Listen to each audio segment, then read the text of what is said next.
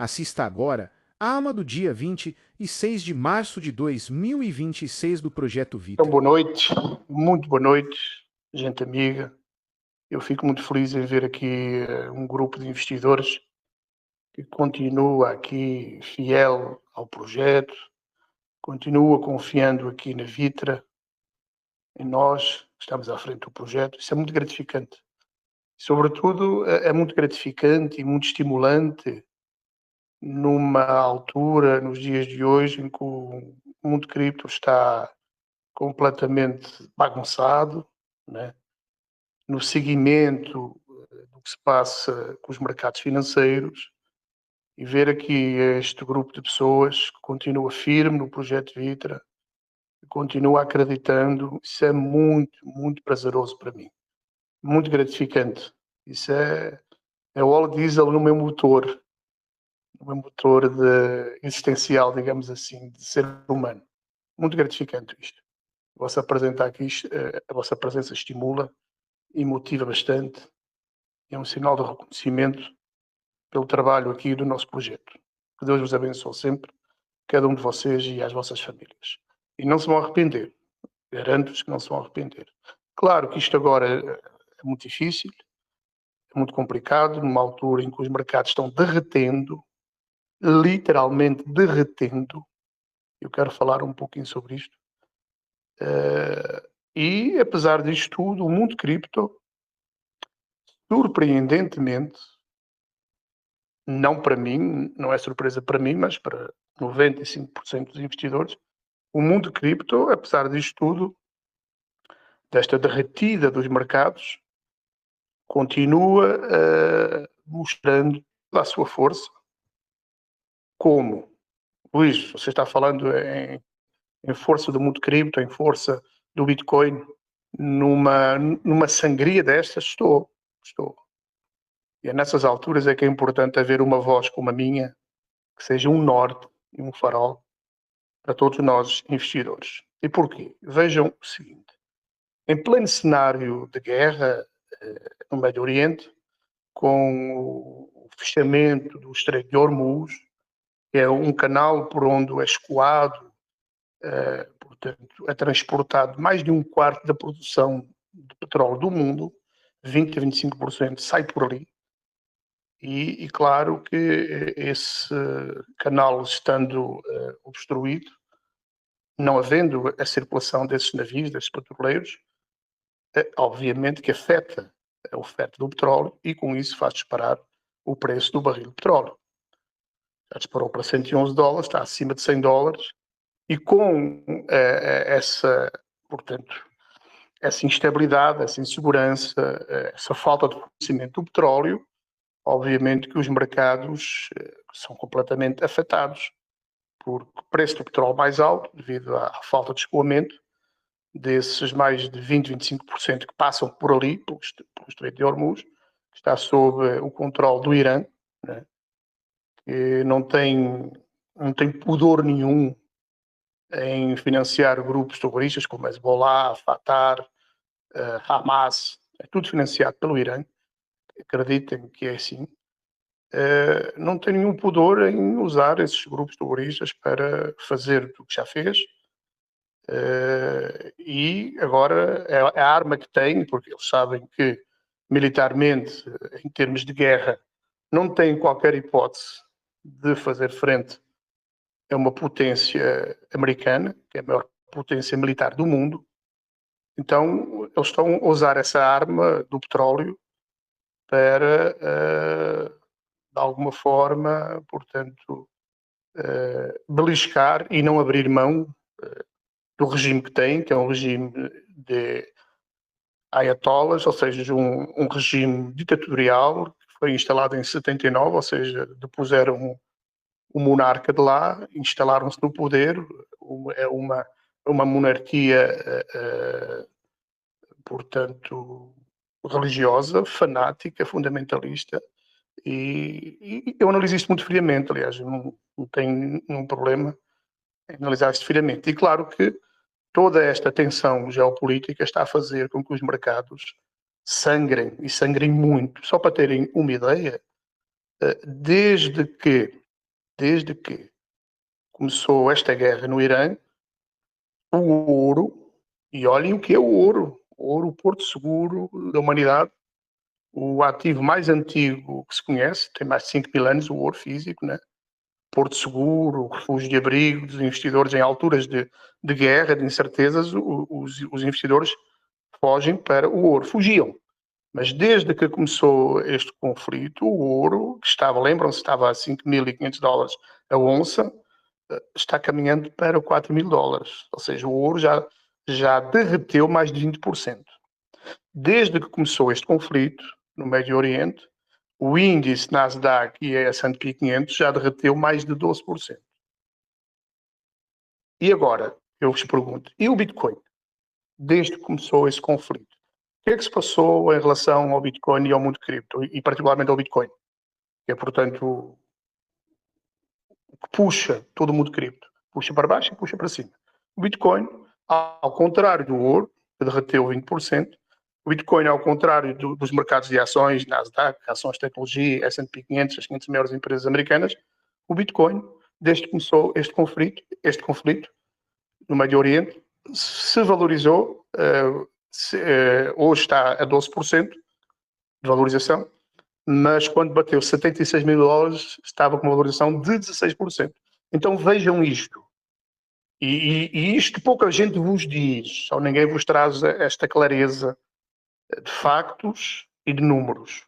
Repito, desde que este conflito no Irã começou, o ouro derreteu 20%, Nasdaq derreteu 12%, S&P 500 derreteu 12% e o Bitcoin valorizou 12%, tendo a valorizar no dia em que bateu $76.000, valorizou 16%. E outro dado muito curioso, eu gosto de dados, eu gosto de números, não gosto de narrativas, não embarco em narrativas, analiso factos e números e tiro minhas conclusões. Desde que começou este conflito, anotem isto, o Bitcoin, em relação ao ouro, reparem bem nisto, ninguém vos diz isto, eu digo-vos, e falo com verdade, vocês já me conhecem. Cada informação que eu aqui trago, eu checo antes, investigo, estudo, pesquiso, eu resumo e simplifico para vocês. Fixem este dado, que é um dado extremamente importante. Desde que começou este conflito, o Bitcoin se valorizou em relação ao ouro 20%. Então, noutros tempos, noutros ciclos, ciclo passado, há 2, 3 anos atrás, numa situação destas, de guerra, seria normal, seria justificado, seria compreensível que o Bitcoin derretesse, estivesse a derreter hoje, a corrigir hoje, 10, 15, 20%. Porque era assim, ou seja, a Nasdaq corrigindo 2%, a S&P 500 corrigindo 2%, o Bitcoin corrige entre 5 a 10 vezes mais. Era assim. Se analisarem historicamente, foi sempre assim. E não é isso que está a acontecer.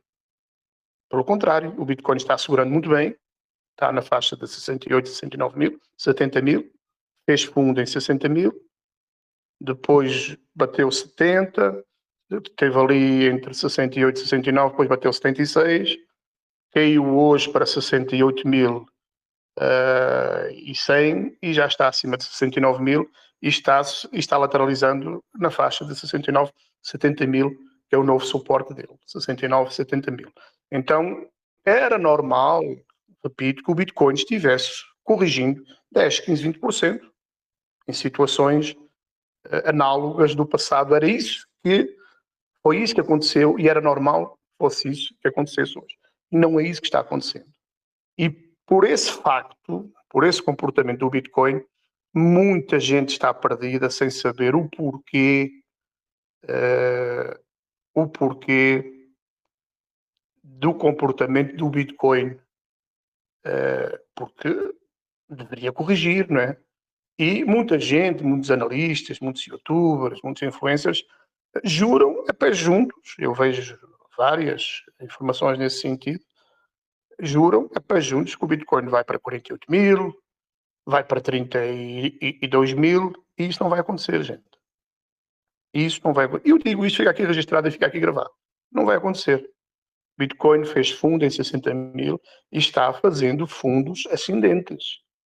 E quando um ativo faz fundos ascendentes, ou seja, cada novo fundo é mais alto do que o fundo anterior, está subindo, não está caindo. Então a tendência do Bitcoin não é cair para 50 mil, pelo contrário. A tendência do Bitcoin é ir buscar 90 mil dólares, que é a sua MM200. Ao contrário do ouro, que está indo buscar 4 mil dólares a onça, porque a sua MM200, ou seja, o seu comportamento na média de 200 semanas, está aos 4 mil dólares. Então, o ouro vai cair até aos 4 mil dólares. Vai atingir a sua MM200 e o Bitcoin vai buscar a sua MM200, que é uma estrutura de referência no comportamento do ativo, e a MM200 do Bitcoin está neste momento em cerca de 91, 92 mil dólares. É para lá que o Bitcoin está indo, ao contrário de tudo o que pensa a esmagadora maioria do mercado. A esmagadora maioria dos investidores acham que o Bitcoin vai cair para 90, para 50, 45, 36, 35 e por aí vai. Não vai, gente. Acreditem que não vai. Para a tristeza desses shortados, para a tristeza desses ursos teimosos, não vai. E ainda bem que vai, porque a gente sabe que não vai. Nós aqui na Vitra sabemos que não vai. As minhas análises vão todas nesse sentido e vocês vão ver ao longo dos dias, ao longo das semanas, que nós estávamos certos aqui na Vitra e que o Bitcoin está lateralizando na faixa de 69, 70 mil, que é o seu novo suporte para ir buscar 90 mil. E nessa buscada de 90 mil vai fazer com que muitas altcoins comecem a se valorizar de forma bastante agressiva e bastante satisfatória e prazerosa, que nos vai dar muito prazer. E isso, por exemplo, o índice do medo e da ganância está em 10. Ou seja, está no medo extremo de novo. Voltou ao medo extremo de novo. Certo? Ou seja, em cada 100 investidores, 90 estão com o medo extremo. E quando se está com o medo extremo, não se investe, não se compra. Logicamente que não. Então, é esse o cenário do mercado. Ouro derretendo, mercado de ações derretendo e Bitcoin se segurando muito bem, acumulando, lateralizando e Bitcoin, não tenham dúvidas de que eu vou mostrar aqui um gráfico que eu já coloquei numa análise minha, mas é um gráfico muito bom, porque uma imagem destas, em minha opinião, vale mais do que 1000 palavras. Então, olha, este gráfico aqui é um gráfico de todos os fundos desenhados pelo Bitcoin ao longo da sua história, certo? Este gráfico aqui é muito elucidativo. Por exemplo, no ciclo de 2018-2019, fez fundo em 21 mil e depois foi pegar 69 mil dólares. Aliás, foi pegar primeiro 64 mil dólares em 2021 e depois corrigiu 56% e foi pegar 69 mil dólares, sua ATH. Depois corrigiu novamente e agora nós estamos aqui exatamente neste fundo, ou seja, cycle bottom, ou seja, o fundo do ciclo. Vamos pegar, já batemos 126 mil dólares, que foi a sua ATH neste ciclo, até este momento, corrigiu, portanto, corrigiu mais 50%, bem mais, 126 mil corrigiu para 60 mil, fez este fundo aqui e vai buscar agora novas ATHs. Então, ao longo da sua história, ao longo da sua existência, o Bitcoin sempre respeitou, portanto, esta tendência de alta, fazendo os seus fundos, né? Bate no fundo, cai tudo o que tem de cair, que é o que aconteceu agora, caiu tudo o que tinha de cair até aos 60 mil e agora vai começar a subir, apesar de toda esta instabilidade geopolítica. Não se assustem, porque crises e guerras são fundamentais para o rejuvenescimento dos sistemas económicos e das economias globais.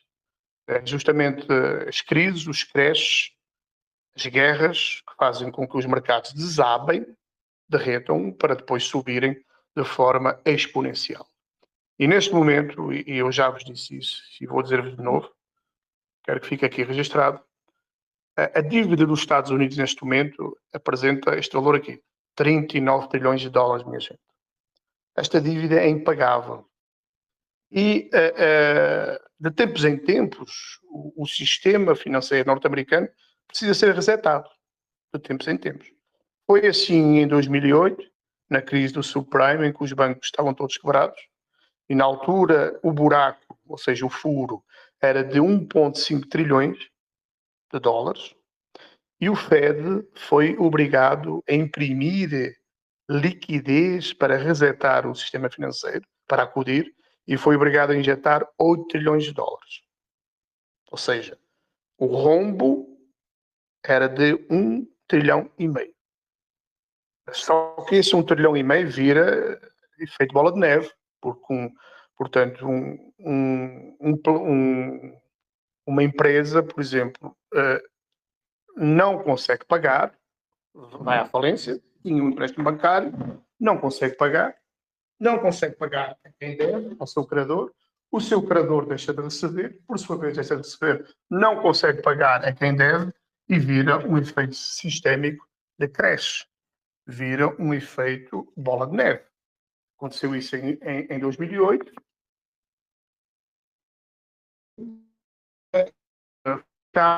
Então, segurar o meio, foi obrigado a já o trilhão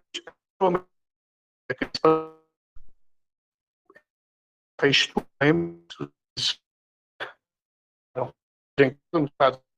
também para eu dar cheque só 2 mil dólares injetando injetar em 2020 neste momento o vai por exemplo e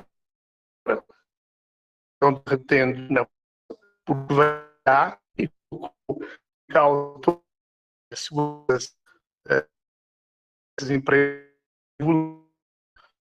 protocolos delas, nos códigos-fontes, a IA veio mostrar que essas empresas de software, por exemplo, não valem nada. A IA faz muito melhor do que os humanos.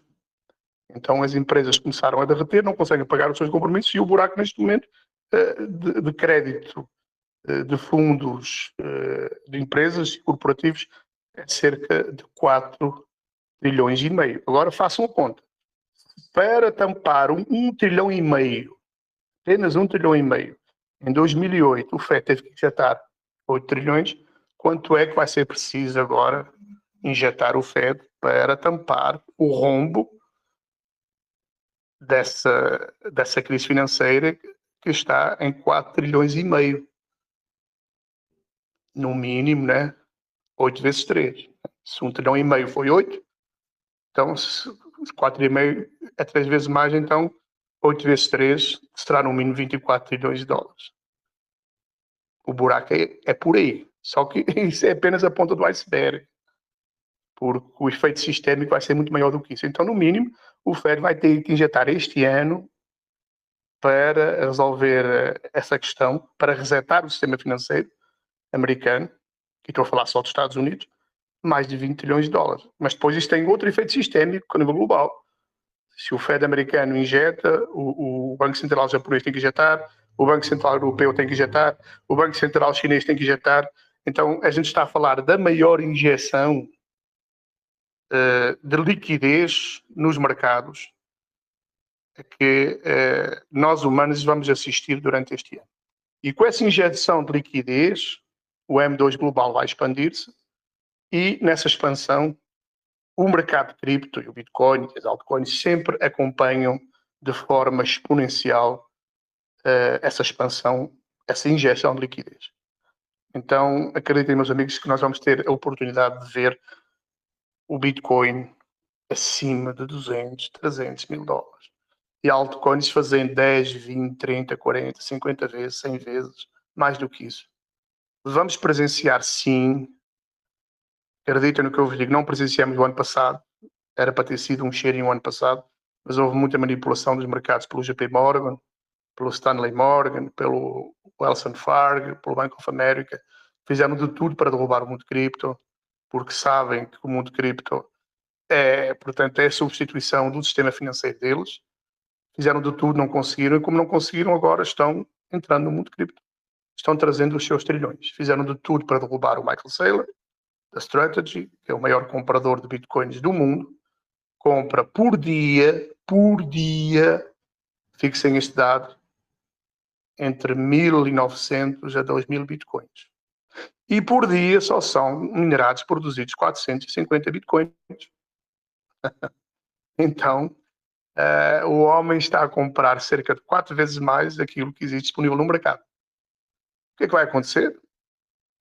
Quando a oferta é 3, 4 vezes inferior à procura, o preço explode. E isso é um dos motivos pelos quais o Bitcoin não está caindo, como deveria estar caindo, como está caindo o ouro, como está caindo o mercado de ações. O Bitcoin devia estar caindo. Não está caindo, um dos motivos principais é estes, porque muito capital está migrando do ouro físico para o Bitcoin, que é o chamado ouro digital, e porque existe um colchão de compra desses grandes institucionais. E a estratégia do Michael Saylor é apenas uma compradora. Existem grandes fundos que estão comprando o ATF BIT da BlackRock, Fidelity, o JP Morgan, que falava tão mal do Bitcoin, está comprando, está comprando e está vendendo aos seus clientes, está aconselhando aos seus clientes que comprem cerca de 4% do seu portfólio em Bitcoin e Ethereum. Todos esses grandes bancos estão comprando. Então, porque existe este nível de compra regular, institucional, brutal, o Bitcoin não cai. O Bitcoin não cai de preço porque as compras são constantes, são regulares. Ou seja, enquanto a sardinha apavorada está vendendo no varejo, os grandes institucionais nunca compraram tanto Bitcoin. E esse é um dos motivos, são dois principais motivos, do meu ponto de vista. Um, porque as pessoas perceberam que o ouro já não é mais o porto seguro. E porquê que não é mais o porto seguro? Porque se percebeu que os Estados Unidos, por exemplo, eles têm a capacidade militar, através da inteligência artificial, através de satélites, de tudo o que for um objeto com cerca de 30 centímetros, eles conseguem identificar onde é que ele está e fazer explodir ou ir confiscar, eles fazem o que eles querem.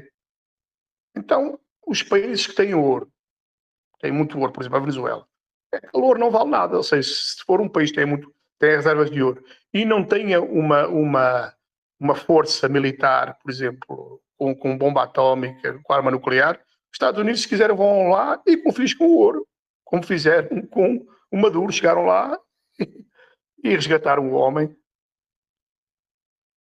em 20 minutos, em 30 minutos. Podem fazer o mesmo com o ouro. Reservas de ouro, sei lá, na Arábia Saudita, no Irã, onde for, no Paquistão, os caras chegam lá com uma força delta da vida e se quiserem, num cenário de guerra com esse país, o ouro desse país não vale nada. Então os países começaram a perceber, vale, por exemplo, uma China, que tem uma capacidade militar para defender o seu ouro. Vale, por exemplo, uma Rússia, né? Vale, por exemplo, lá para o maluquinho da Coreia do Norte, o Pyongyang, que tem bomba atómica. Os restantes países, o seu ouro não vale nada mais. Estados Unidos, se quiserem, num cenário de guerra, confiscam o ouro. Ou, por exemplo, o ouro vai num navio ou num avião. Os caras fazem um bloqueio a esse transporte e sacam-lhes o ouro. Então, os países começaram a perceber que o ouro físico vale muito pouco, ao contrário do Bitcoin, que ninguém o consegue confiscar, que ninguém o consegue apreender, além do custo absurdo de uma custódia de ouro, né? Que tem que ficar, sei lá, em cofres de bancos, de Suíça, são custos enormes. O Bitcoin não. O Bitcoin é uma private key, são chaves de criptografia. Então, a segurança do Bitcoin, que se pode transportar para todo lado, não é? Numa wallet, num smartphone, você tem os seus Bitcoin ali, né? Autocustódia, numa trust, numa MetaMask, ou numa Cold Wallet, numa Ledger, numa Trezor, numa SafePol, você tem os seus ativos. Então, o mundo já percebeu isto. Ou seja, o mundo já percebeu que o Bitcoin é um milhão de vezes mais seguro, mais fácil de transportar e que tem uma valorização muito superior ao ouro. Então, por isso é que está a migrar muito capital do ouro físico para o Bitcoin, por essa circunstância. Né? Então, cada vez mais o ouro físico não é mais visto como porto seguro, ao contrário do Bitcoin, como ouro digital, que é cada vez mais visto como reserva de valor. Então, esse é um dos motivos pelos quais o ouro físico está derrapando, está derretendo, está desabando, e o Bitcoin está segurando, valorizando, só à espera, de alguma forma, da normalização dessas relações geopolíticas, desse novo tabuleiro geopolítico, para se valorizar de forma que vai apanhar muita gente de surpresa a valorização exponencial, explosiva do Bitcoin. Não tenham dúvidas sobre isto. E a gente vai presenciar tudo isto. Vamos presenciar toda essa explosão do mundo cripto. E está mais pertinho do que muita gente pensa. Agora, deixa-me vos colocar aqui também algumas outras coisas que eu quero aqui partilhar convosco. Por falar, deixa eu ver aqui, em Bitcoin, eu hoje vi esta notícia, eu recolho várias notícias em vários canais, como vocês já perceberam. E, por exemplo, eu vi esta notícia hoje muito interessante, o CEO da BlackRock, o Larry Fink. BlackRock é a maior gestora de ativos do mundo. Ela gera mais de 15 trilhões de dólares de fundos de clientes deles. Eu vi esta notícia muito interessante. Olha o que o CEO da BlackRock disse hoje. Ele compara a tokenização, ou seja, a tokenização de ativos, a RWA, à internet nos seus primórdios. Ou seja, a internet em 96 estava começando, nos primórdios, nos inícios, e depois teve essa explosão de adoção de 96 para cá. O Bitcoin é a mesma coisa. Ele diz que a mudança das criptomoedas vai democratizar as finanças ao permitir que carteiras digitais armazenem de tudo, desde ETFs até, portanto, RWA, ou seja, Real World Assets, ou seja, tokenização de ativos reais. E toda a economia, nível de títulos do Tesouro, de dívidas americanas, portanto, de ações, o próprio o índice Nasdaq, ou seja, a bolsa Nasdaq, e S&P 500 estão migrando tudo para a tecnologia blockchain. Agora, imaginem, por exemplo, só a Nasdaq, que ela tem uma movimentação de bilhões e bilhões de dólares. Imagine isso tudo na Web3, na tecnologia blockchain, nas redes, ou seja, numa Solana, numa Ethereum, numa BNB e futuramente numa rede nossa Vitra também, nossa blockchain.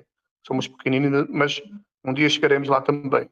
Então, esta montanha de dinheiro, o ouro, por exemplo, só o ouro, que é um dos principais ativos do mundo, são mais de 300 trilhões de dólares no mundo todo. Imaginem se desses 300 trilhões, 10% desse valor de investimento em ouro, 10% apenas chegar ao mundo cripto. 10% de 300 trilhões são 30 trilhões. A capitalização de todas as criptomoedas, incluindo o Bitcoin, neste momento, são 2 trilhões e pouco. 2 trilhões e pouco. 2,4, né?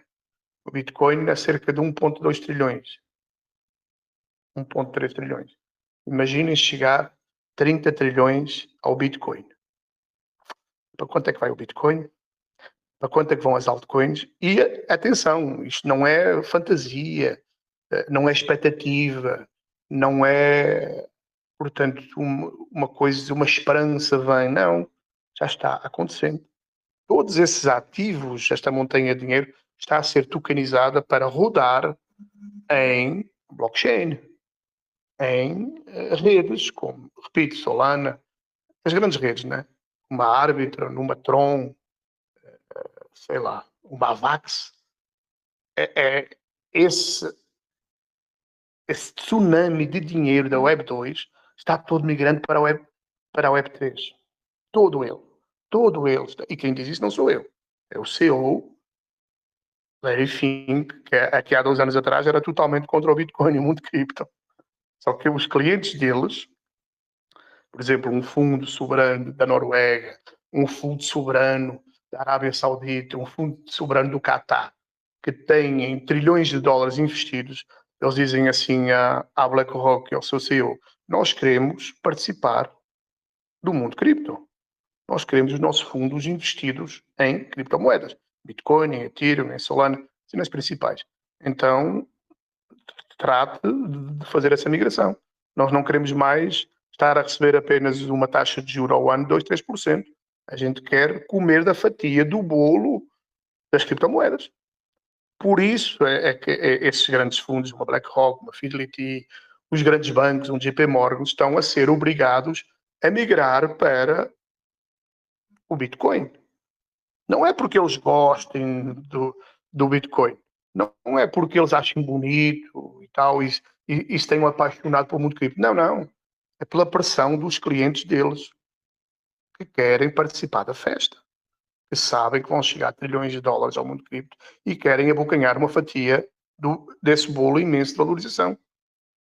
Não é porque eles, de dia para a noite, acordaram, sonharam e apaixonaram-se pelo Bitcoin. Não.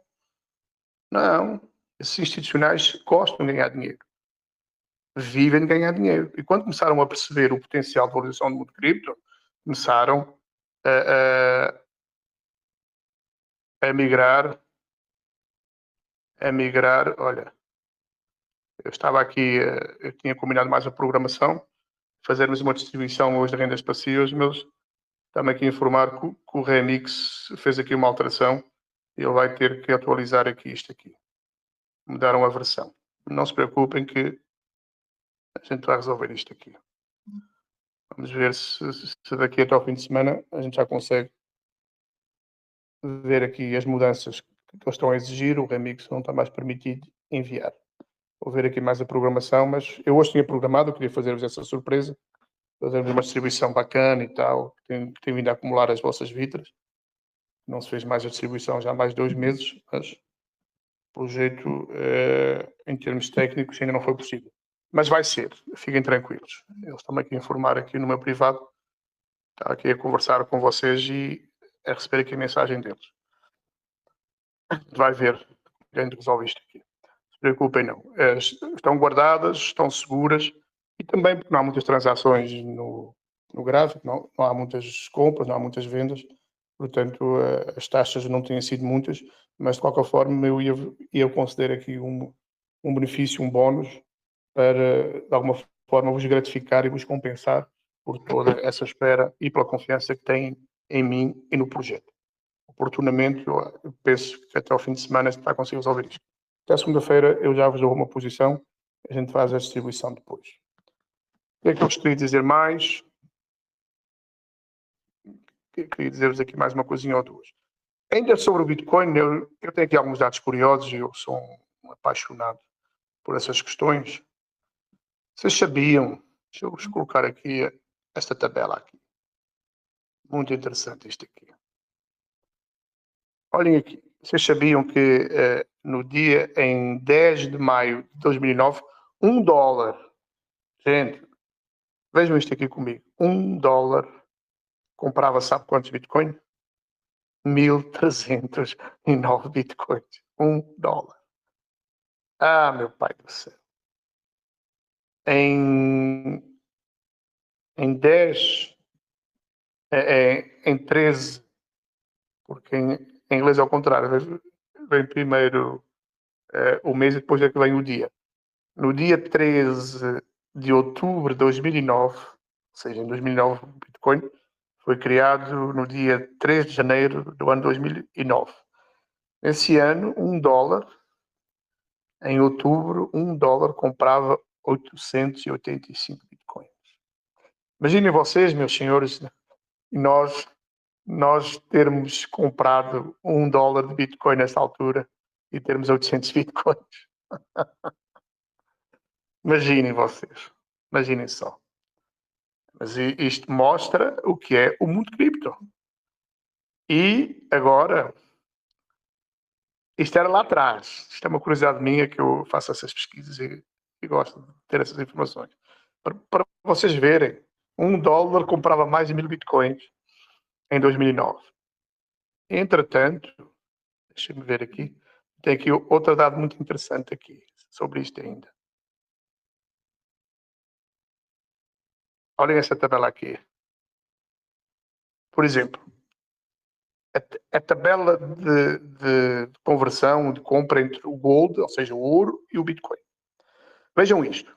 Em 2010, eu acho isto muito interessante, sobre, portanto, o potencial de valorização do ouro em comparação com o Bitcoin. Em 2010, 1 quilo de ouro comprava 152 bitcoins. Em 2010, 1 quilo de ouro comprava 152 bitcoins. Em 2015, o mesmo quilo de ouro já só comprava 87 bitcoins. Em 2020, 1 quilo de ouro comprava só, em 2020, ou seja, há 6 anos atrás, 1 quilo de ouro só comprava 2,1 bitcoins. Em 2021, 1 quilo de ouro comprava 1 bitcoin e meio. Em 2025, quando o Bitcoin, o ano passado, bateu a sua ATH em 126, 1 quilo de ouro não comprava nem um Bitcoin, só comprava 0,9. Entretanto, em 2026, porque corrigiu, né? Estava a 126, corrigiu, está a cerca de 69,70. Em 2026, 1 quilo de ouro compra 1,59 Bitcoins. Então vejam, no médio e no longo prazo, a valorização do Bitcoin, e era isso que eu queria aqui deixar registrado junto de vocês, no médio e no longo prazo, a valorização do Bitcoin sempre é muito forte, é muito explosiva em relação ao ouro. Porque muita gente agora, há 2, 3 meses atrás, no início desta guerra, se iludiu. O ouro está valorizando muito, comprem ouro, comprem ouro. O ouro foi para $5.000 a onça, foi para 5.500. E eu vendo o ouro esticado daquele jeito e eu dizendo aqui no grupo, gente, o ouro vai lateralizar, o ouro vai corrigir. Gente, o ouro não vai continuar a subir deste jeito, não. E a prova é que já está caindo. Já está a 4.000 e poucos dólares. Ou seja, desde o início do conflito, repito, o ouro já caiu, derreteu mais de 20%. Desde o início do conflito, o Bitcoin já valorizou mais de 12%. Então, sempre o Bitcoin valoriza muito mais do que o ouro, sem comparação nenhuma. Só que há pessoas que são imediatistas, não têm esta percepção e acabam se iludindo e muita gente correu atrás de comprar ouro porque pensou que o ouro ia continuar a subir desenfreadamente. E não vai, de jeito nenhum. Agora, para remate de conversa, deixem eu deixar-vos aqui 2 informações que eu acho muito importantes, que é o seguinte.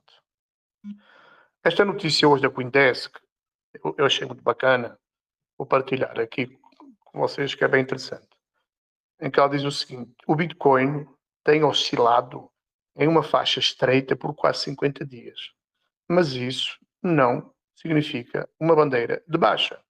Ou seja, nos últimos 50 dias o Bitcoin ele tem-se mantido estável entre 67 e 70 e poucos mil dólares. Bateu 76, foi para 72, está na faixa dos 69, 70 mil dólares.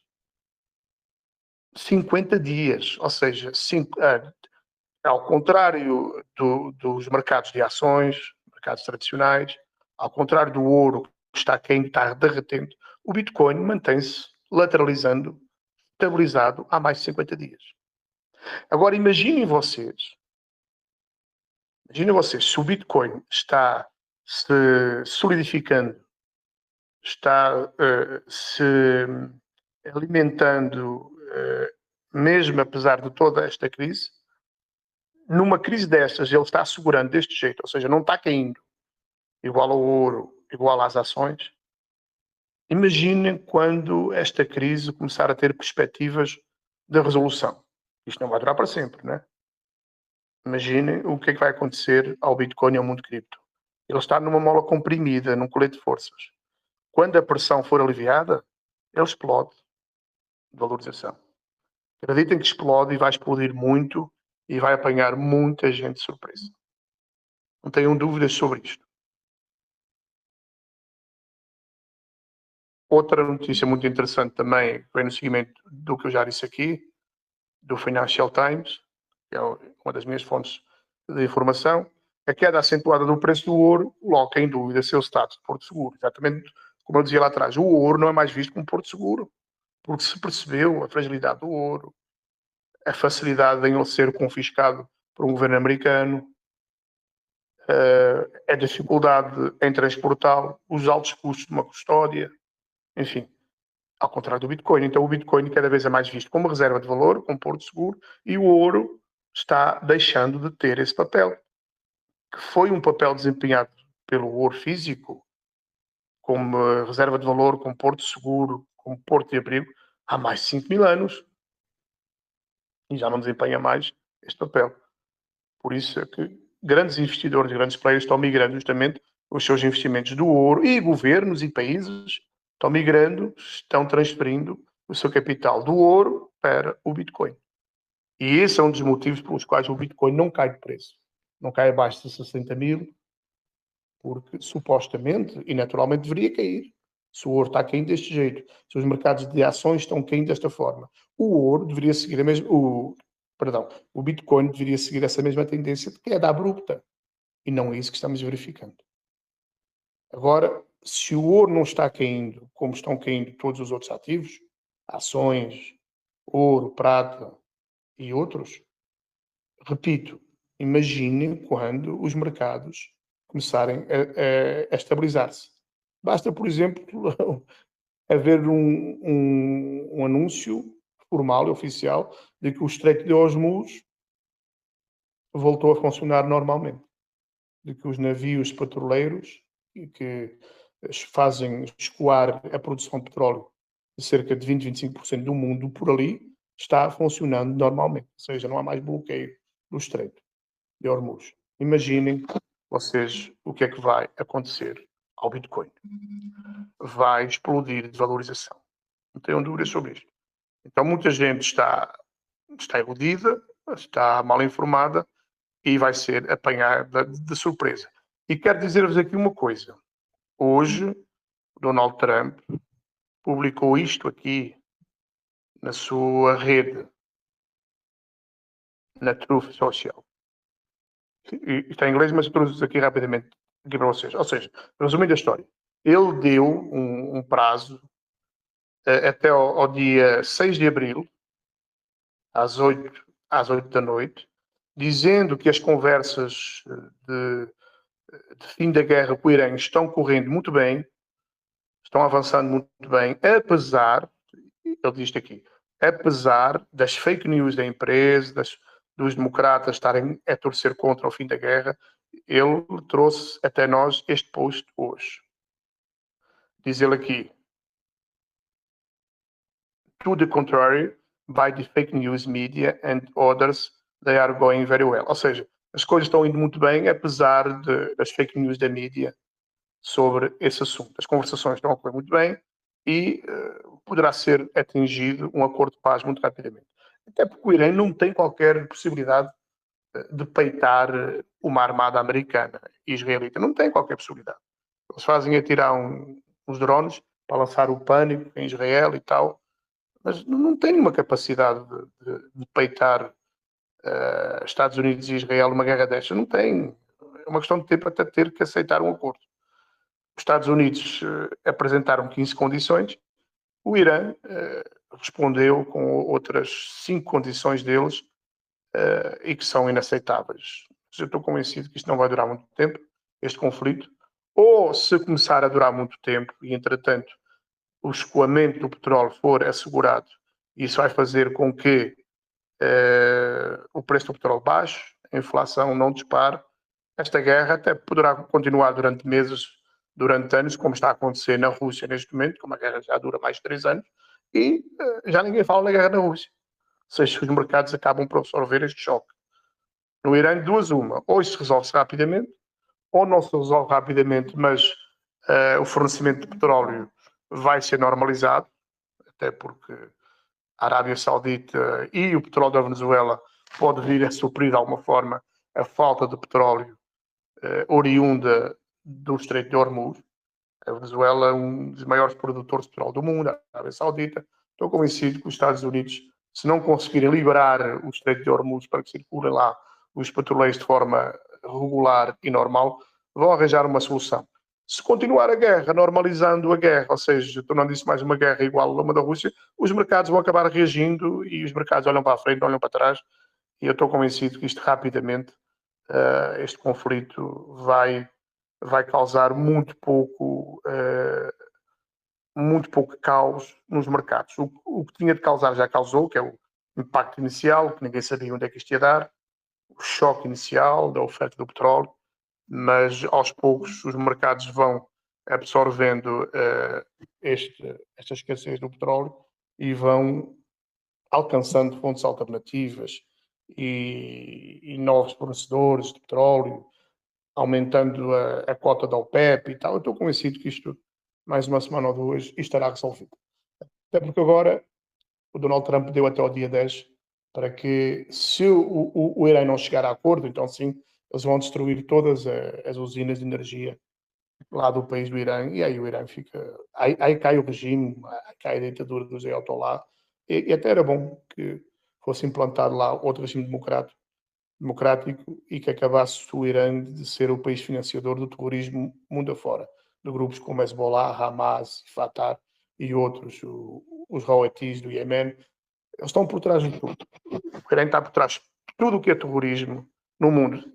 E vocês lembram-se, eu estava a pensar nisto, li umas matérias aí interessantes. Vocês lembram-se, há 10 anos atrás, os Estados Unidos demoraram imenso tempo a capturar o Osama Bin Laden. Demoraram imenso tempo a capturar o Saddam Hussein lá no Iraque. E agora, numa questão de uma hora ou duas, foram no Irã, através de inteligência artificial, através dos satélites do Musk, e uma hora mataram o Ayatollah Khomeini, mataram lá o líder, mataram os chefes lá, mataram não sei quantos líderes lá da força revolucionária iraniana, porque há 10 anos atrás não tinham a tecnologia que têm hoje, né? De prospecção, de satélites, de pesquisa. Os caras sabem tudo o que se passa em qualquer parte do mundo. Então, hoje em dia, ninguém tem uma tecnologia igual aos Estados Unidos para derrubar um país, derrubar uma nação. Basta eles quererem. Se o seu interesse justificar, eles fazem. Então, o Irã sabe que isto não tem chance nenhuma. Vão lançando uns dronezinhos daqui e uns drones ali, mas no fundo sabem que esta guerra está perdida e que vão ter que rapidamente chegar a um acordo. De maneira que depois disto tudo estar aliviado e resolvido no mundo cripto, o mundo cripto vai explodir, o Bitcoin vai explodir e, sobretudo nos Estados Unidos, que é a maior economia do mundo, por isso eu sempre falo. Os Estados Unidos é que comandam, os outros países vão atrás e eu estou convencido que muito rapidamente a gente vai ver este conflito ou vai virar uma guerra a médio prazo e o mercado acaba por ignorar um pouco isto, porque o impacto inicial já aconteceu, ou seja, o crash das bolsas já aconteceu, agora vai normalizando, ou então acaba rapidamente aí com um acordo e vai apanhar muita gente de surpresa. Estou convencido que os mercados vão explodir. Outra coisa muito interessante,